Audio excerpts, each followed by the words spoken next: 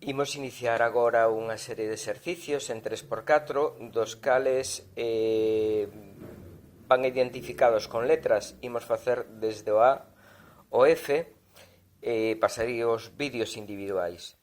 Este primeiro, imos poñer o metrónomo dun compás ternario, por exemplo, a 120, ¿sí? E vamos tocando cada unha das negras. Identificade o golpe agudo que dá o metrónomo ca primeira negra, que nós, a súa vez, executaremos tamén un pouquiño máis forte. Primeiro a man dereita, logo a man esquerda. 1, 2, 3.